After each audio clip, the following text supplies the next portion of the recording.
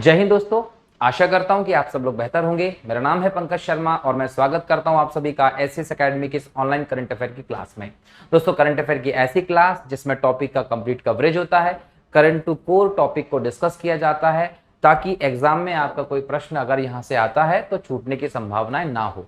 दोस्तों, आज का जो लेक्चर है वो बेसिकली पार्ट 2 है उस लेक्चर का जिसमें हमने भारत की प्रमुख जनजातियों की बात की थी। मैंने अपने पिछले करंट अफेयर के लेक्चर में कोंडारेंडी जनजाति और भारत की प्रमुख जनजातियों की बात की थी। उस लेक्चर में हम लोगों ने विशेष तौर पर जनजाति की पृष्ठभूमि, उसका संवैधानिक व्यवस्था क्या है, उस सब पे चर्चा कर ली थी। उस लेक्चर में हम जनजातियों के बारे में ज्यादा बात नहीं कर पाए थे कि कौन सी जनजाति भारत के किस राज्य में मिलती है और उनकी सांस्कृतिक विशेषताएं क्या है। तो आज के इस लेक्चर में हम उन्हीं पर चर्चा करने वाले हैं। ठीक है, तो आज भी कॉपी पेन लेकर बैठिए, जो भी चीज बताई जाएंगी वो आप नोट करते जाइएगा। क्लियर? चलिए, सबसे पहले हम इस टॉपिक में बात करेंगे कि दोबारा से जनजाति वाला टॉपिक चर्चा में क्यों रहा। कारण रहा कुर्मी समुदाय। कुर्मी समुदाय जो है वो वर्तमान में ओबीसी में आता है, लेकिन इसने हाल ही में अनुसूचित जनजाति के दर्जे की मांग की है। समुदाय कहता है कि हमें भी एसटी में शामिल किया जाना चाहिए। अब अगर हम बात करें समुदाय की दोस्तों, तो यह समुदाय जो है वो एक कृषक समुदाय है। एक प्रकार से देखें तो ये एक जमींदार टाइप के कृषक हैं, खेती करके अपना जीवन यापन करते हैं, ओबीसी में आते हैं। और भारत के बड़े क्षेत्र में हम बात करें, एमपी में, यूपी में, महाराष्ट्र में, छत्तीसगढ़ में, इसके अलावा हम बात करें उड़ीसा में, राजस्थान में, है ना, इसके अलावा बात करें तो झारखंड जो है, यहाँ पर ये बहुत बड़े क्षेत्र में आपको देखने को मिलते हैं। इन्होंने जैसे ही ज्ञापन भेजा कि एसटी का दर्जा हमें चाहिए, तो ज्ञापन भेजा था पहली बार नहीं, इसके पहले भी ये इसके लिए ज्ञापन भेज चुके हैं। पहली बार कब किया इन्होंने? तो 2004 में भी इन्होंने भेजा। 2004 में इन्होंने झारखंड से इसके लिए ज्ञापन भेजा था। कहां भेजा था ज्ञापन? जनजाति अनुसंधान संस्थान के पास। अब ये जनजाति अनुसंधान संस्थान जो है ये क्या करता है, किस जाति को जनजाति में शामिल किया जाना है उस पर ये रिसर्च करता है और इसकी रिसर्च के बाद ही किसी भी जाति को जनजाति के तौर पर शामिल किया जाता। अगर इसको लगता है कि हाँ शामिल किया जाना चाहिए तो होगा, नहीं तो नहीं होगा। मतलब इसकी रिपोर्ट बहुत इंपॉर्टेंट है अगर किसी भी जाति को जनजाति में शामिल करना है तो 2004 में झारखंड से इन्होंने पहले ही अप्लाई किया था, तो इसने कह दिया था कि भाई तुम्हें एसटी में शामिल नहीं करेंगे। बोले क्यों नहीं करेंगे? कारण ये कि एक तो आपका इतना विशाल क्षेत्र देखने को मिल रहा है, दूसरी बात कि आप कृषक जमींदार समुदाय से संबंधित, और तीसरी बात ये बोला गया कि आपकी जो व्यवस्था है वो संबंधित है कुनबियों से। मतलब कि कुर्मी समुदाय जो है वो कुनबियों से संबंधित है, मतलब इसको कुनबियों की एक शाखा माना गया। और कुनबी जो रहे वो ओबीसी में रहे पहले से, तो इनको इसीलिए एसटी में नहीं ओबीसी में शामिल किया जाएगा, कोई आधार नहीं मिलता। इस कारण से जनजाति वाला टॉपिक फिर चर्चा में रहा। उसके बाद एक और कारण रहा जिसके कारण जनजाति वाला टॉपिक चर्चा में रहा है, उस कारण को भी हम लोग देख लेते हैं कि वो क्या है। दूसरा कारण है दोस्तों कि मध्य प्रदेश की जो गोंड पेंटिंग है, गोंड जनजाति के लोग जो मध्य प्रदेश में हैं, इनके द्वारा अच्छी सुंदर एक आकर्षक पेंटिंग बनाई जाती है। उस पेंटिंग को जीआई टैग दिया गया है। अब जीआई टैग क्या होता है, किस आधार पर दिया जाता है, कौन देता है, इसके बारे में मैंने अपने यूट्यूब चैनल पर लेक्चर नंबर 12, जब आप थंबनेल देखेंगे तो वहां पर लिखा होगा लेक्चर नंबर 12, तो 12 लेक्चर में मैंने जीआई टैग, जो जीआई टैग होता है उस पर डिटेल में चर्चा की है, तो आप वहां देख लीजिएगा कि जीआई टैग क्या होता है। अगर यहां बात करें तो गोंड जनजाति की प्रसिद्ध पेंटिंग को जीआई टैग मिल गया है, मतलब उसे भी अपनी स्थानीय पहचान मिली है। तो कहीं ना कहीं इससे उनके कलाकारों को और गोंड पेंटिंग की कला को संरक्षण में मदद मिलेगी। अब यहां पर दो व्यवस्थाएं आप देखिए, एक तो ये ग्रामीण आजीविका मिशन,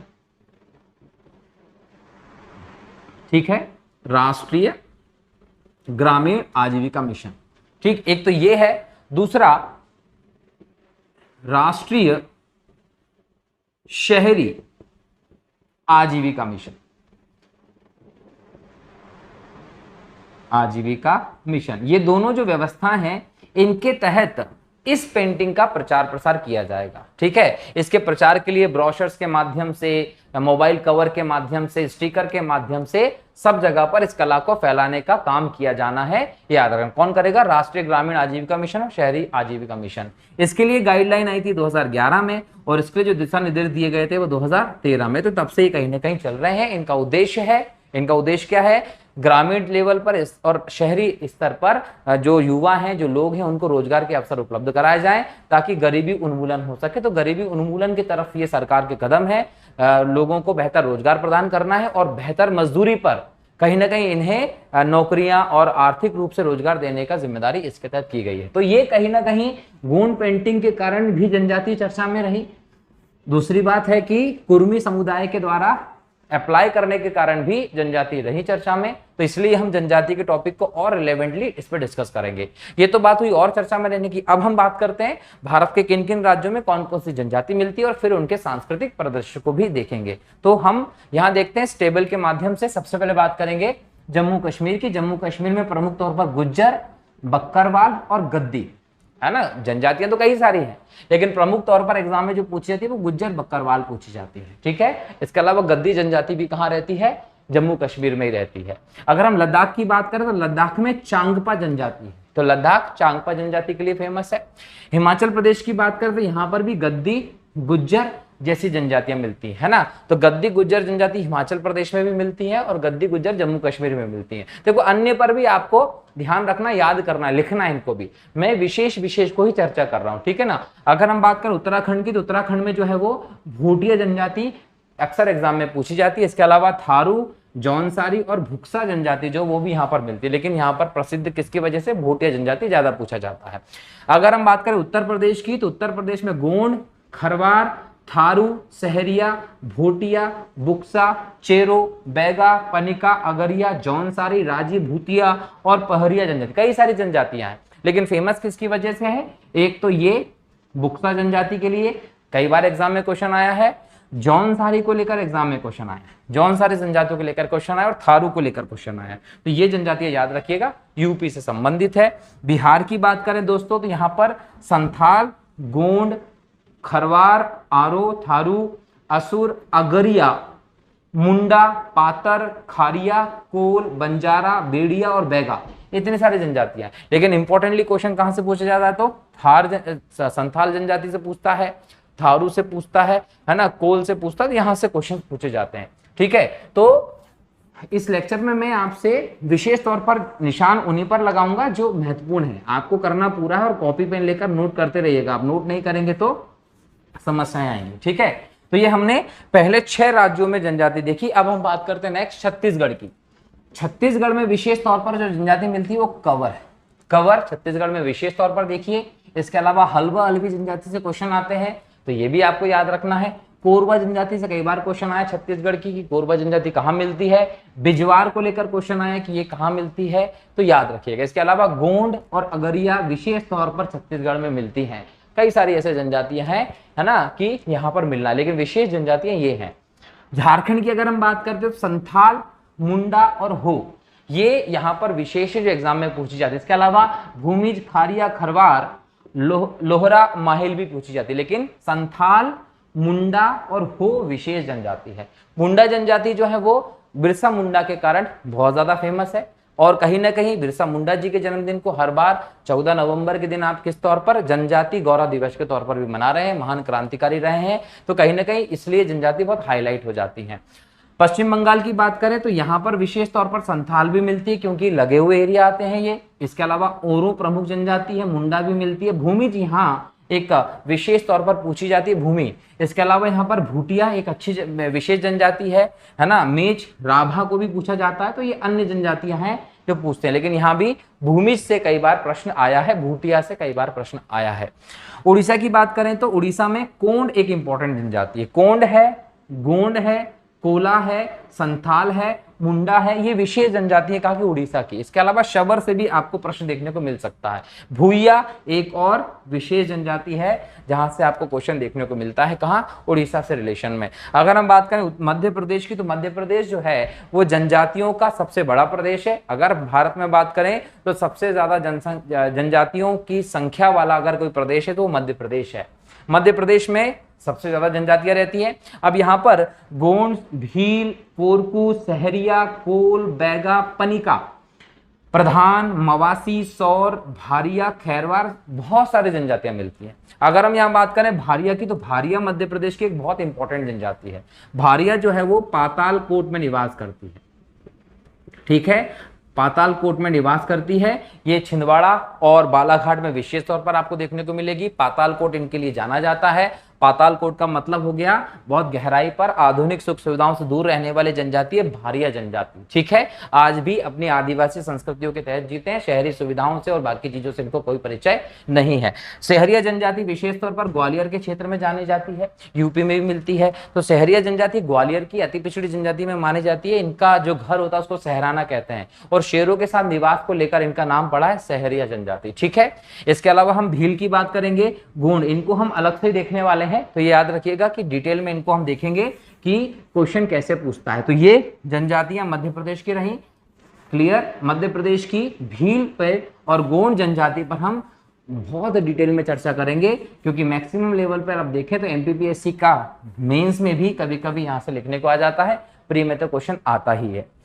नेक्स्ट है राजस्थान। राजस्थान में मीणा एक प्रमुख जनजाति है।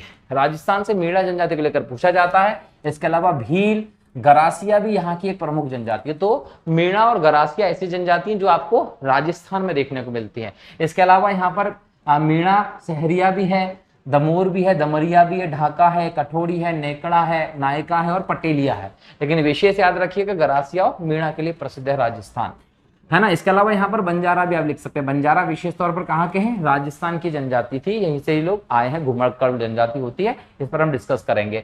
गुजरात की बात करें तो ये भी लगा हुआ है, तो भील यहाँ पर मिलेगी।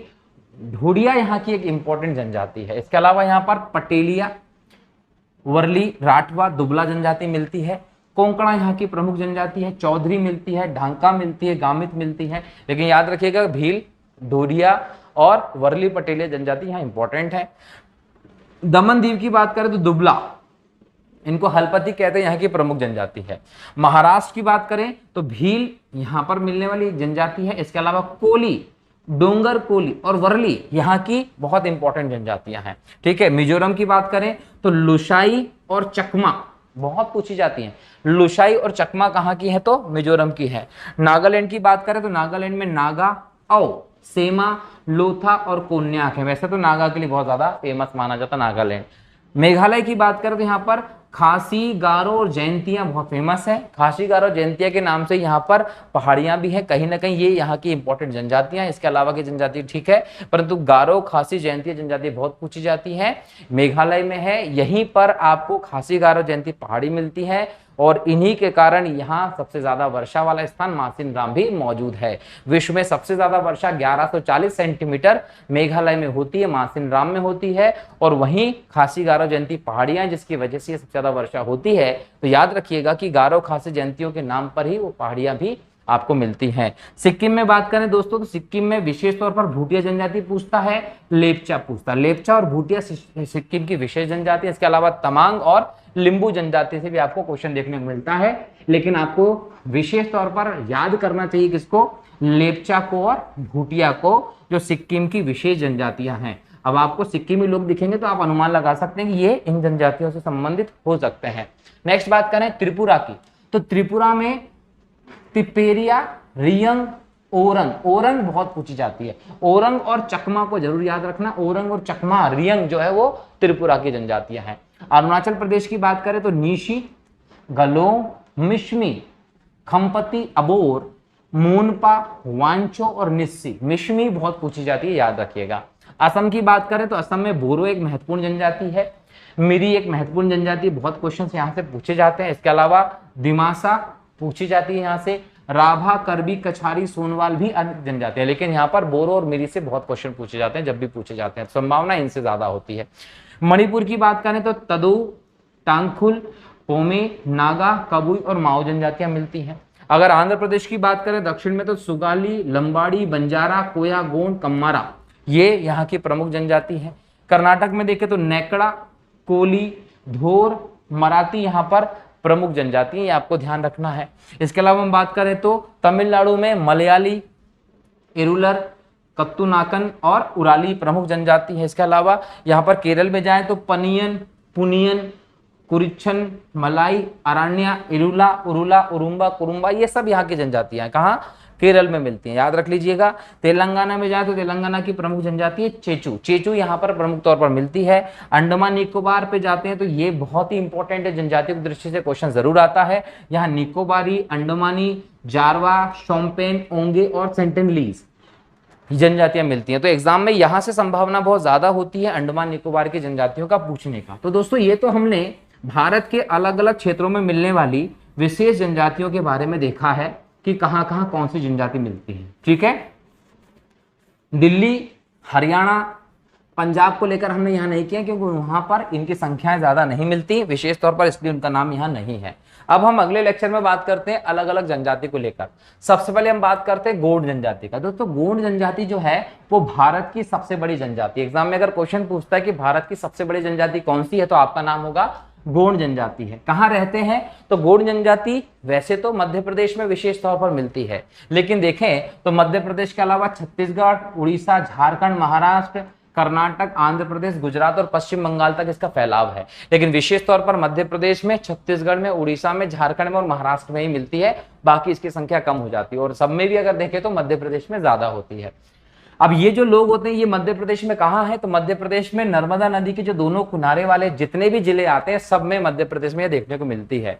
इनकी जो खेती होती है उनकी खेती को बारी कहा जाता है। एग्जाम में पूछेगा कि बारी किसकी खेती को कहते हैं, तो बारी कहते हैं गोंड लोगों की कृषि को। इनमें जो विवाह पद्धतियां प्रचलित हैं उनमें दूध लौटावा प्रथा है, लमसेना विवाह और सेवा विवाह है ना। दामाद को रहना पड़ेगा, सेवा करनी पड़ेगी और फिर शादी होगी। कहीं ना कहीं दूध लौटावा प्रथा चलती है। दूध लौटावा प्रथा का मतलब है कि मामा बुआ में शादी हो जाती है। ठीक है, तो मामा बुआ के बच्चों में शादी की जो व्यवस्था है वो यहाँ पर देखने को आपको मिलती है। नृत्य की अगर हम बात करते हैं तो रीना, कर्मा, गोंडी, गोची, लारूकाल, ये इनके प्रमुख नृत्य हैं। एग्जाम में क्वेश्चन पूछता है कि गोंडों के प्रमुख नृत्य कौन से हैं, तो आपको बताना है रीना, कर्मा, गोंडी, गोची और लारूकाल इनके प्रमुख नृत्य हैं। उत्सव की बात करें तो मड़ई उत्सव इनका फेमस है। मड़ई उत्सव किससे संबंधित है, तो वो है उत्सव संबंध है गोंड जनजाति से। युवा ग्रह की बात करें दोस्तों तो युवा ग्रह घोटुल एक प्रथा है। जनरल इस प्रथा में क्या होता है कि शादी से पहले गांव के बाहर एक स्थान बना दिया जाता है जहां पर लड़का युवक युवती एक साथ रहते हैं, लगभग 1 माह का वक्त बिताते हैं। अगर इनको लगता है कि विवाह करना चाहिए तो करेंगे, वरना नहीं करते हैं। तो ये एक युवा ग्रह घोटुल की व्यवस्था यहाँ पर देखने को मिलती है। कहाँ? गोंडों में। देवता की बात करें दोस्तों तो दूल्हा देव इनके प्रमुख देवता के रूप में देखते हैं आप, जो बीमारियों से रक्षा करते हैं इनकी। ठाकुर देव जो होते हैं एक और देवता है जो भूमि के स्वामी देवता माने जाते हैं, गांव के रक्षक माने जाते हैं। कौन? ठाकुर देव। इसके अलावा बूढ़ा देव भी एक प्रमुख देवता है जो साल के वृक्ष पर रहते हैं। तो बूढ़ा देव, दूल्हा देव, ठाकुर देव प्रमुख देवता है गोंड जनजातियों में, ये आपको ध्यान रखना है। और गोंड जनजाति जो है वो भारत की सबसे बड़ी जनजाति है। ठीक है, भारत में सबसे ज्यादा किसकी संख्या है, तो गोंड जनजाति के लोगों की संख्या है, जो कई राज्यों में फैली हुई है, विशेष तौर पर मध्यवर्ती राज्यों की हम बात करते हैं। नेक्स्ट देखें दोस्तों तो ये जो गोंड जनजाति के लोग होते हैं, जो गोंड जनजाति के लोग होते हैं, ये जब पूजा करते हैं देवताओं की तो भेंट स्वरूप नारियल चढ़ाते हैं, मदिरा चढ़ाते हैं और मुर्गी की यहाँ पर बलि दी जाती है और उनको चढ़ाई जाती है। किसको? ठाकुर देव, बूढ़ा देव और दूल्हा देव को। अगर इसकी उपजातियों की बात करें दोस्तों तो सुलहास, कोलाई भूतिस, अगरिया और ओझा, ये चारों की चारों जनजातियां हैं। और चारों किसकी उपजातियां हैं, तो ये सभी की सभी गोंड की उपजातियां हैं। जो सोलहास है वो बढ़ईगिरी का काम करते हैं, कोलाई भूतिस नाचने गाने वाले गोंड होते हैं। अगरिया की बात करें तो लोहे का काम करने वाली जनजाति होती, कौन सी? अगरिया, जिनके प्रमुख देवता होते हैं लोहासुर। याद रखिएगा, लोहासुर जो होते हैं वो अगरिया के प्रमुख देवता हैं और इनको ये मुर्गे को बलि चलाते हैं और विशेष तौर पर उसका खून चढ़ाया जाता है, ये याद रखिएगा। ओझा जो है वो तांत्रिक क्रिया करने वाली जनजाति मानी जाती है और किसकी उपजाति है? गोंड की उपजाति है। अगर हम अगरिया की बात करें तो अगरिया सबसे पहले जमीन से लोह निकालने वाली जनजाति है। तो याद रखिएगा, विश्व की वह जनजाति जिसने सबसे पहले लोहे का प्रयोग किया, निकाला, तो वो अगरिया जनजाति थी। अगर हम भूस्वामित्व के आधार पर देखें गोंडों को, तो इनके दो प्रकार होते हैं। एक होते हैं राजगोंड जो भूस्वामी होते हैं, दूसरा होता है धूर्गोंड जो निम्न वर्ग के होते हैं। निम्न वर्ग के जो होते हैं वो मजदूरी करते हैं और ये भूस्वामी वर्ग माना जाता है राजगोंड। ठीक है, गोंड जो है वो पारंपरिक रूप से क्या है, किसान है, और उनका प्रतीक क्या, हल उनका प्रतीक माना जाता है। किसका, गोंड का प्रतीक हल है। गोंड एक गोत्र समाज है जो गोत्र के तहत चलते हैं, गोत्र के अलावा दूसरी जगह पर शादी करना पसंद नहीं करते हैं। और इनका समाज जो होता है वो पितृसत्तात्मक समाज होता है, मतलब कि अगर परिवार का नाम चलता है तो पुरुष के आधार पर चलता है, ना कि महिलाओं के आधार पर। तो पुरुषों को प्रधानता देने वाला समाज है किसका, गोंडों का समाज। तो ये गोंडों की व्यवस्था हम लोगों ने यहाँ पर देखी है, कहाँ, भारत में। अब बात करते हैं बैगा जनजाति। तो बैगा जनजाति जो है मुख्य रूप से कहाँ मिलती है, मध्य प्रदेश में मिलती है। इसके अलावा झारखंड में या फिर यूपी में भी इसके देखने को मिलती है, छत्तीसगढ़ में भी देखने को मिलती है, तो अन्य राज्यों में भी है, लेकिन विशेष तौर पर कहाँ मिलती है, मध्य प्रदेश में मिलती है। अगर इसकी कृषि की बात करें, इसकी कृषि को बेवार या पोड़ू कहते हैं। एग्जाम में क्वेश्चन आएगा कि बेवार या पोड़ू किसकी खेती को कहा जाता है, तो ये बैगा की खेती को कहते हैं। और ये बेवार या पोड़ू का मतलब होता है स्थानांतरित कृषि या झूम कृषि, मतलब कि ये स्थान बदल बदल के खेती करते हैं। एक बार पर्टिकुलर किसी स्थान पर खेती कर ली, उसके बाद दूसरे स्थान पर जाकर खेती करते हैं। तो ऐसे स्थान बदल बदल के खेती करने के लिए प्रसिद्ध है कौन, पोड़ू या बेवार। अब अगर बैगा जनजाति की बात करें तो ये जनजाति जो है वो पृथ्वी को, भूमि को अपनी माता मानती है, और भूमि को अपना माता मानती है, इसलिए उस पर हल चलाना भी ये पाप समझती है, इसलिए ये भूमि पर हल चलाए बिना ही खेती करते हैं। याद रखिएगा, भूमि को अपनी माता मानने वाली जनजाति का अगर एग्जाम में पूछा जाता है तो एग्जाम बताना है बैगा जनजाति ऐसा करती है। इनके भोजन को अलग अलग नाम से जाना जाता है। इनके सुबह के भोजन को बासी कहते हैं। क्या कहते हैं, बासी। दोपहर के भोजन को कहते हैं पेज, और रात के भोजन को कहा जाता है ब्यारी। तो याद रखिएगा, ब्यारी किसका भोजन है, रात का भोजन है बैगा का। दोपहर के भोजन को पेज, सुबह के भोजन को बासी कहते हैं ये लोग। इसकी उपजातियों की अगर बात करता हूं तो नरोतिया, भरोतिया, रमैना, कटमैना, नाहर और बिजवार, ये बैगा की उपजाति हैं। तो ये सभी उपजातियां बैगा की उपजातियां, और जो ट्रेडिशन बैगा में चलते हैं वो सब इनमें भी चलते हैं। तो याद रखना है आप लोगों को। बैगा के ऊपर एक पुस्तक भी लिखी गई, द बैगा। इसके लेखक हैं बेरियन एल्विन। बेरियन एल्विन ने बैगा के ऊपर एक किताब लिखी, उस किताब को नाम दिया गया क्या, दी बैगा किताब दी गई, ये भी याद रखना है। बैगा के जो देवता हैं वो भी हैं बूढ़ा देव, दूल्हा देव, ठाकुर देव। ये तीनों देवता किसके हैं, बैगा के देवता के तौर पर जाने जाते हैं। अगर इनमें विवाह की बात करें, इनमें लमसेना विवाह होता है, चढ़ विवाह होता है, मंगनी विवाह होता है, अपहरण विवाह होता है। मतलब विवाह के सभी ट्रेडिशन इसमें देखने को मिलते हैं। और बैगा जो है वो गोंडों के, गोंड जनजाति जो है ना, उनके पारंपरिक पुरोहित माने जाते हैं। कौन, बैगा। और बैगा जनजाति के निवास स्थान को क्या कहते हैं, पुरवा कहते हैं। तो अगर पूछा जाए कि किसके निवास स्थान को पुरवा कहा जाता है, तो बैगा जनजाति के निवास स्थान को पुरवा कहा जाता है। तो ये एक विशेष तथ्य है जो आपको याद रखना है बैगा समुदाय के संदर्भ में, जो कि मध्य प्रदेश की एक प्रमुख जनजाति है, और बाकी यूपी में, छत्तीसगढ़ में, झारखंड में भी आपको देखने को मिलती है। इसके बाद बात करते हैं दोस्तों भील जनजाति की। भील जनजाति जो है वो देश की दूसरी बड़ी जनजाति है और मध्य प्रदेश की सबसे बड़ी जनजाति। अगर एग्जाम में पूछा जाता है कि मध्य प्रदेश में या भारत में सबसे ज्यादा भील कहाँ मिलते हैं, तो भारत में सबसे ज्यादा भील मिलते हैं मध्य प्रदेश में, विशेष तौर पर पश्चिमी मध्य प्रदेश में। झाबुआ, अलीराजपुर, धार के जोन में आप जाते हैं तो वहां पर ये आपको बहुत देखने को मिलती है। लेकिन भील जनजाति के लिए जो शब्द आया भील, ये कहां से आया है, तो ये आया है भिल्लम से या भिल्लूवर से। भिल्लम या भिल्लूवर से ही भील शब्द की उत्पत्ति हुई, और इसका अर्थ होता है धनुष बाण। मतलब ऐसी जनजाति जो धनुष और तीर, धनुष बाण धारण करती है, उसको कहा जाता है भील जनजाति। याद रखिएगा। और ये स्वयं को महादेव का वंशज मानते हैं। भील लोग स्वयं को महादेव का वंशज मानते हैं। पौराणिक रूप से इनका नाम निषाद है। कई सारे पौराणिक ग्रंथों में, जैसे महाभारत की बात करें, रामायण की बात करें, तो उनमें ये मिलते हैं। केवट और एकलव्य के तौर पर आप इन्हें पहचान सकते हैं, निषाद राज के तौर पर इन्हें पहचान सकते हैं। अगर हम क्षेत्र की बात करें तो मध्य प्रदेश के पश्चिमी जिले झाबुआ, अलीराजपुर, बड़वानी, धार में ये मिलती है। लेकिन इसके अलावा ये राजस्थान में, गुजरात में, महाराष्ट्र में भी देखने को मिलती है भील जनजाति। ठीक है, विशेष तौर पर पश्चिमी भारत में मिलती है। इनकी खेती को दाहिया या चिमाता कहते हैं। एग्जाम में क्वेश्चन आता है कि दाहिया या चिमाता क्या है, भीलों की खेती को दाहिया या चिमाता कहा जाता है। इनके मकान को कू कहते हैं। किसके मकान को? भीलों के मकान को कू कहते हैं। निवास को फाल्या कहते हैं। इनके भित्ति चित्र को पिथौरा कहते हैं। इनका जो उत्सव है, पर्व है, वो है भगोरिया, जो विशेष तौर पर होली के समय होता है। गोल गधेड़ो और यात्रा भी इनका ही उत्सव है, लेकिन विशेष पर्व क्या है? भगोरिया, याद रखिएगा। और इनके लिए फिल्म बनी है, इसका नाम है फैसला। और इनके लिए पुस्तक बनी है द भील, जिसके लेखक हैं टीवी नायर। टीवी नायर ने भीलों को लेकर एक पुस्तक लिखी जिसको नाम दिया है इन्होंने क्या? द भील। तो ये भीलों से संबंधित कुछ इंपॉर्टेंट फैक्टर है जो आपको याद रखना है, ठीक है। अगर हम और बात करें दोस्तों, तो याद रखिएगा कि जो भील होते हैं इनके प्रमुख नृत्य जो है उनमें भगोरिया और घूमर और गौरी चलते हैं। तो भगोरिया इनका प्रमुख नृत्य है, याद रखिएगा। अगर आप प्रमुख विवाह की बात करें तो भगोरिया इनका एक विवाह का रूप है। भगोरिया मेला जो होली के अवसर पर होता है, साधारणतः युवक युवती उसमें जाते हैं और वहां पर वो अपने पसंदीदा व्यक्ति को शादी के लिए चुन लेते हैं और उनकी शादी करवा दी जाती है। गोल गधेड़ो, अपहरण विवाह, मंगनी विवाह इनके अंदर होता है। इनके प्रमुख देवता का नाम है राजा पंथा। खुद को महादेव का वंशज तो मानते ही हैं, लेकिन प्रमुख देवता का नाम क्या है? राजा पंथा।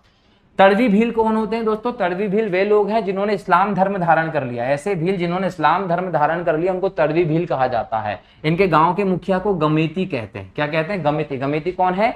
भीलों के गांव के मुखिया को गमेती कहते हैं। भील जो है ये संसार की सबसे ज्यादा रंगप्रिय जनजाति है। जब भी आप इस जनजाति को देखते हैं तो रंग बिरंगे वस्त्र पहनते हैं। रंग बिरंगे वस्त्र क्यों पहनते हैं? क्योंकि उनको कलर बहुत ज्यादा पसंद है और ये तुनक मिजाज के होते हैं। तुनक मिजाज के होने का मतलब है कि अगर आपने चिढ़ गए तो तुरंत तीर चला देते हैं। ये तो कहीं ना कहीं अगर आप भील को देखें तो तुनक सन की टाइप के होते हैं, याद रखना है।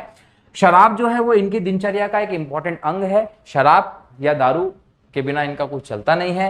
श्री प्रेमा फालिया जो है वो पिथौरा की सर्वश्रेष्ठ चित्रकारी है। तो भीली चित्रकारी जो पिथौरा है उसमें श्री प्रेमा फालिया जो थी वो सबसे अच्छी चित्रकार रही। इन्हें 1987 में शिखर सम्मान मिला। और भूरीबाई का संबंध भी भील समुदाय से ही है। इनको भी देवी अहिल्या सम्मान और शिखर सम्मान दिया गया, याद रखिएगा। इसकी उपजातियों की बात करें तो भीलों की उपजातियों में भिलाला है, पटालिया है, बरेला है, बैगास है, रथियास है, रानिया है। तो ये सभी क्या है? भीलों की उपजातियां हैं। और इनको प्रिय पेय पदार्थ जो होता है उसको बोलते हैं ताड़ी। ताड़ी जो है इनकी प्रिय पेय पदार्थ है। और फेवरेट भोजन होता है राबड़ी, जो मक्के की बनाई जाती है। तो मक्के की राबड़ी और ताड़ी इनका प्रिय पेय पदार्थ है, याद रखना आपको। और महुआ जो होता है, महुआ जो होता है उसे ये अपना कल्प वृक्ष मानते हैं। और भीलों का जो गीत है उसको रेलो गीत या भगोरिया गीत कहते हैं। तो ये सारी महत्वपूर्ण जानकारी किसकी रही? भीलों से संबंधित रही, जो कहीं ना कहीं एग्जाम में आपको देखने को मिलती है। इसमें हमने भीलों के तमाम पक्षों को देख लिया है, ठीक है। हाँ, भील जनजाति के लोग आज जो समस्या का सामना करते हैं ना दोस्तों, वो समस्या है कहीं ना कहीं जो जनजाति की समस्या वही है जिसमें शिक्षा हो, स्वास्थ्य हो, रोजगार की चीजें। इसलिए ये क्या कर रहे हैं? पश्चिमी भारत से प्रवास करके मध्य प्रदेश की या भारत के ऐसे राज्य जो आगे हैं उन तरफ कहीं ना कहीं चले जाते हैं। किसके लिए? सिर्फ रोजगार की तलाश में या शिक्षा के उद्देश्य से, ठीक है। अब बात करते हैं गुज्जर बक्करवाल। गुज्जर बक्करवाल जो है वो हिमालय क्षेत्र की प्रमुख जनजाति। हमने सबसे पहले देखा था कि गुज्जर बक्करवाल हिमालय क्षेत्र की प्रमुख जनजाति है। ये पश्चिमी हिमालय में विशेष तौर पर आपको देखने को मिलती है। गुज्जर बक्करवाल जनजाति की जो विशेषता है वो है कि ये ऋतु प्रवासी हैं। ये अपने भेड़ बकरियों को चराते हैं। गर्मी के दिनों में ये पहाड़ों पर चले जाते हैं और शीत ऋतु में ये मैदानी भाग में चले जाते हैं। क्या होता है, जब गर्मी की ऋतु आती है तो पहाड़ों की बर्फ पिघलती है और वहां नए नए घास के मैदान निकल जाते हैं, जिनको आप गुलमर्ग, सोनमर्ग कहते हैं। तो उस क्षेत्र में चले जाते हैं किसके लिए? ये अपनी बकरियों भेड़ों को चराने के लिए। और जब शीत ऋतु आती है तो पहाड़ों के ऊपर बर्फ जम जाती है, तो वहां पर ऋतु प्रवास करते हैं। मतलब शीत ऋतु में नीचे की तरफ आ जाते हैं जहां पर इनके पशुओं को खाने के लिए इनके लिए घास मिल जाती है।